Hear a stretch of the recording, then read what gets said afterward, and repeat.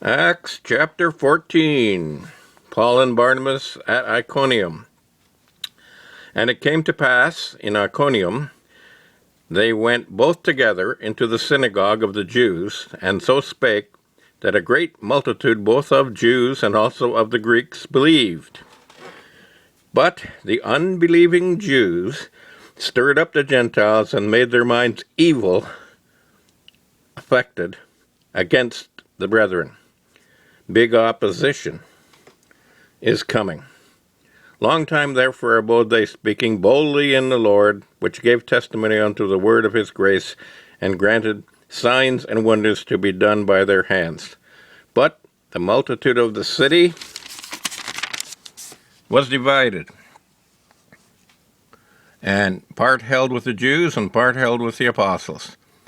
And when there was an assault made both of the Gentiles and also of the Jews with their rulers to use them despitefully and to stone them, they were aware of it, and fled unto Lystra and Derbe, cities of Lycaonia, and unto the region that lieth round about. And there they preached the gospel. Peter is stoned at Lystra. And there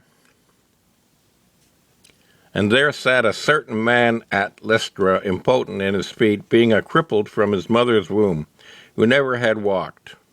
The same heard Paul speak, who steadfastly beholding him, and perceiving that he had faith to be healed, said with a loud voice, Stand upright on thy feet. And he leaped and walked.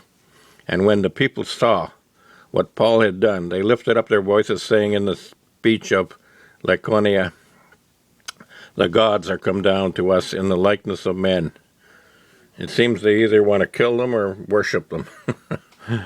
Oh boy. And they called Barnabas Jupiter and Paul Mercurius. I don't know how you pronounce that, but anyway, because he was the chief speaker.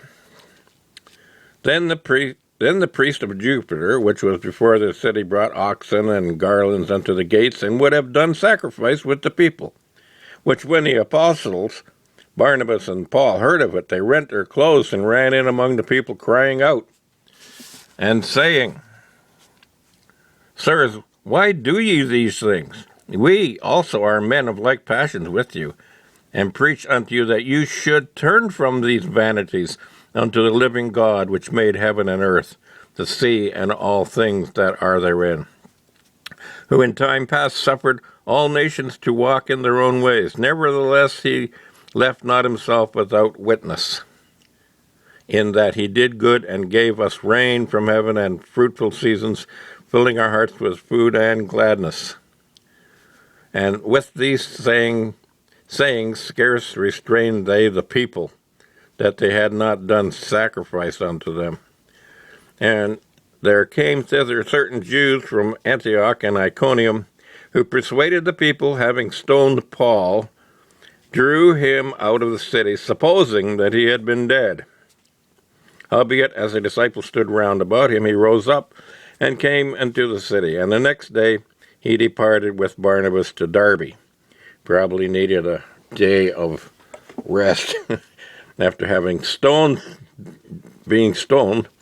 Verse 21, And when they had preached the gospel to that city, and had taught many, they returned again to Lystra and to Iconium and Antioch, confirming the souls of the disciples, and exhorting them to continue in the faith, and that we must through much tribulation enter into the kingdom of God.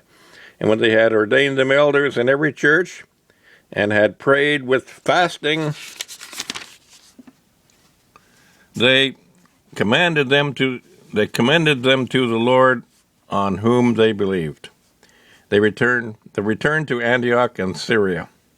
And after they had passed throughout Pisidia, and came unto Pamphylia, and when they had preached the word in Perga, and went down to Attalia, and thence sailed to Antioch, from whence they had been recommended to the grace of God for the work which they fulfilled.